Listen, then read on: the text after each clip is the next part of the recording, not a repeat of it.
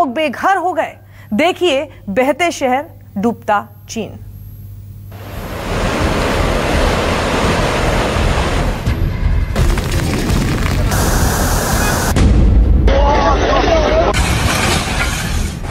जहां कोरोना की शुरुआत, वहीं बाढ़ का कहर।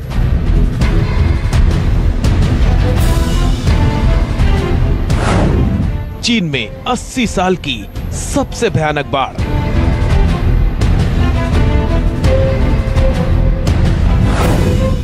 चीन में बड़े बड़े मकान धराशायी।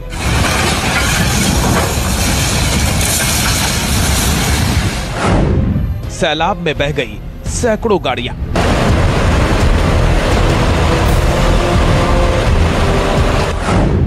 बाढ़ में डूबते बच्चों का रेस्क्यू ऑपरेशन।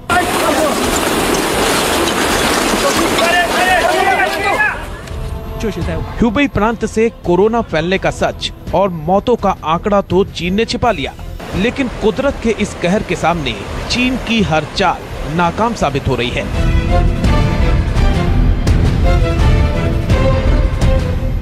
वीडियो के साथ कुछ आंकड़े देखिए, फिर आपको चीन में कई दशकों बाद सबसे बड़ी तबाही का एक एक सच बताते हैं। 27 राज्यों में 3.25 करोड़ लोग पूरी तरह प्रभावित। 20 लाख लोग घर छोड़कर पलायन कर चुके हैं। बाढ़ से 4000 से ज्यादा लोगों की मौत। 70 लाख से ज्यादा घर तबाह हो चुके हैं। 20,000 लोग बिजली पानी के बिना रहने को मजबूर। 11 अरब डॉलर से ज्यादा का आर्थिक नुकसान। ये चीन के हुबेई, जियांगशी और ज़ेइजियांग प्रांत की तस्वीरें हैं।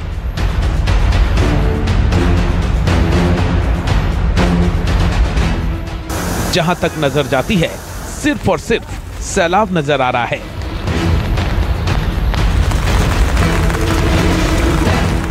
बाढ़ के पानी में तबाही की तस्वीरें साफ देखी जा सकती हैं।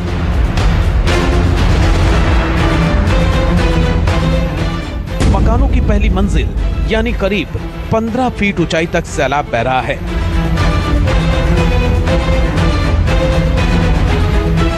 रेस्क्यू टीमों ने हेलीकॉप्टर से बाढ़ प्रभावित इलाकों का जायजा लिया, तो कई शहर बाढ़ के पानी में डूबे नजर आए।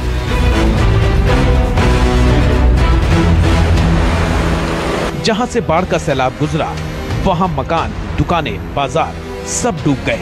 कई फ्लाईओवर के नीचे 10 फीट ऊंचाई से पानी बह रहा है।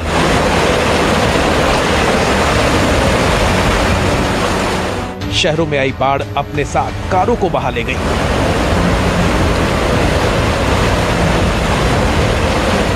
ये साउथ चीन और सेंट्रल चीन का हाल है।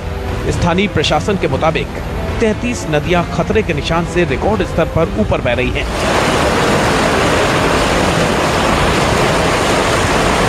433 नदियों के लिए अलर्ट जारी किया गया है। यांगत्से नदी में आई बाढ़ के आधे घंटे में ही 1-2 मंजिला मकान की बुनियाद उखड़ गई और मकान देखते ही देखते डूब गया।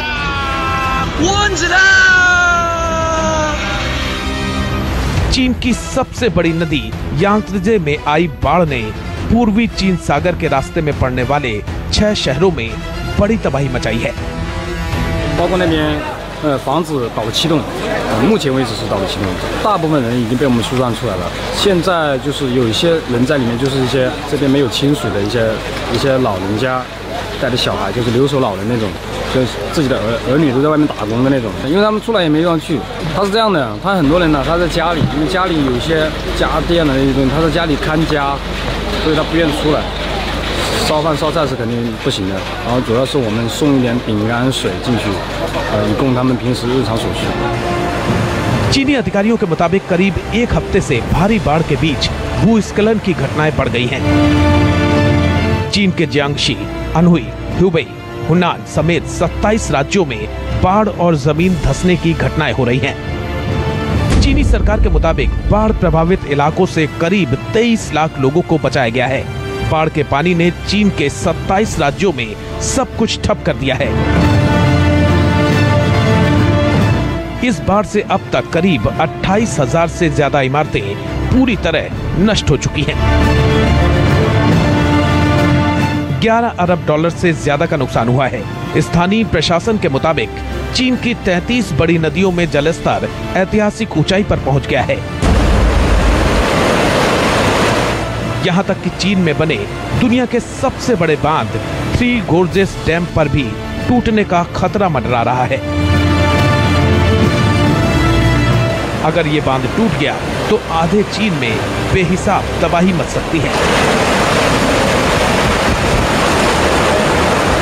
फिलहाल चीन में लाखों हेक्टेयर खेत डूब चुके हैं, फसलें तबाह हो गई हैं, शहरों में बाढ़ का पानी जमा है, लोग रोजमर्रा की चीजें पाने के लिए बेहाल हैं। आलम यह है कि जिन शहरों में बड़ी बड़ी कारों का काफिला नजर आता था, वहां अब बाइक जैसी मोटर बोट चल रही है। लोग अपनी जरूरत की चीजों के लिए मोटर बोट के सहारे बाजारों से सामान ला रहे हैं। चीन में ज्यादा हाईवे और बड़ी सड़कें बाढ़ में बह गई हैं। एक शहर का दूसरे शहर से सड़क मार्ग से संपर्क टूट गया है। ज्यादातर इलाकों में संचार व्यवस्था ठप हो गई है। चीन के लगभग 20 से ज्यादा राज्यों में बाढ़ का पानी 4 मीटर ऊंचाई तक बह रहा है। 我家里有3层，第1层的被淹了。我家房子是刚造的嘛，去年刚造的房子，今年被淹了。种的田嘛，那个化肥啊、耕田啊，全把它耕了，现在是颗粒无收。 बाढ़ से बेहाल चीन में लाखों लोग अब भी घरों में फंसे हुए हैं, क्योंकि भयानक बाढ़ की वजह से हर तरफ इतना पानी है कि लोगों को डूबने का खतरा है। इसलिए लोग बाहर नहीं निकल सकते। बाढ़ में कई बिजली के खंभे बह गए हैं, इसलिए बिना बिजली के लोग परेशान हैं। सड़कें टूटने से और बाढ़ की उफनती नहरों के बीच रेस्क्यू टीमें आसानी से लोगों तक नहीं पहुंच पा रही हैं। हालांकि चीन के राष्ट्रपति शी जिनपिंग एक बार फिर मीडिया को दोष दे रहे हैं और कह रहे हैं कि चीन में बाढ़ से हालात इतने खराब नहीं हैं जितने दिखाए जा रहे हैं। Bureau report, news 24। और अब चीन की टेंशन बढ़ाने वाली एक और खबर। भारत ने पहली बार नदी के नीचे सुरंग बनाने का फैसला किया है। यह सुरंग चीन को इसलिए टेंशन देगी कि ब्रह्मपुत्र नदी के नीचे 14 किलोमीटर लंबी सुरंग बनने से अरुणाचल प्रदेश में देश के किसी भी कोने से जरूरत की हर चीज और सैन्य साजो सामान आसानी से पहुंच सकेगा। देखिए कैसी होगी नदी के नीचे बनने वाली देश की पहली सुरंग।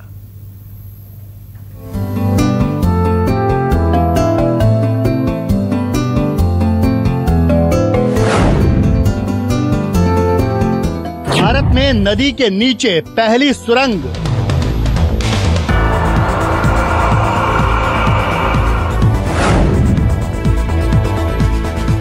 ब्रह्मपुत्र नदी के नीचे 4 लेन टनल।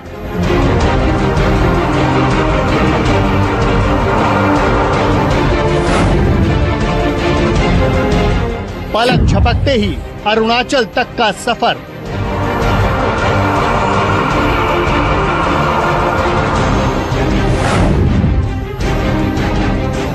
अमेरिका के साथ मिलकर बनेगी सबसे हाईटेक सुरंग।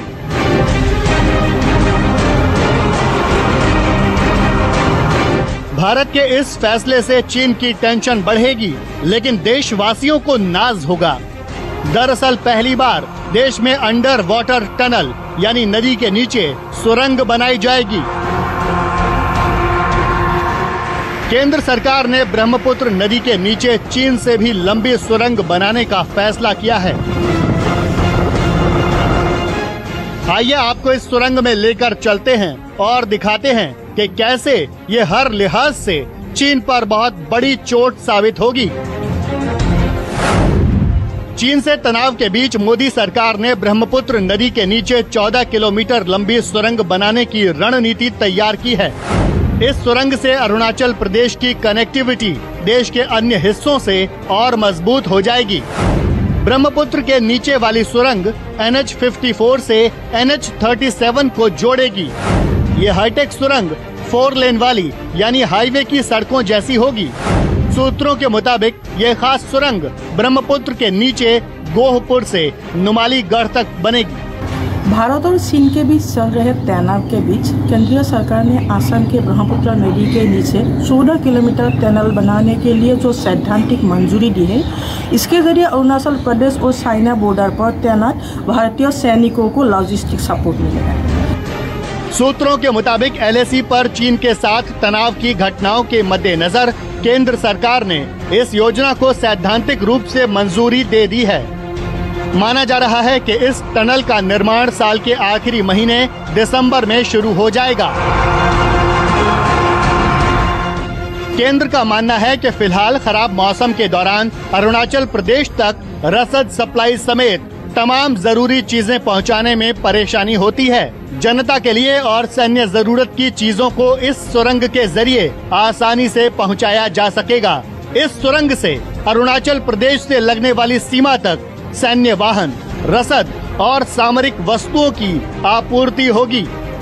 ये जो टनल बनाई जा रही है कि ताइहू झील जो कि पूर्वी क्षेत्र में है अरुणाचल के, और जिसके नीचे से चीन भी एक अपनी टनल बना के सड़क बनाने की कोशिश कर रहा है LAC की तरफ। ये वो सड़क हमारी 14 किलोमीटर की टनल से वो टनल चीन की छोटी है।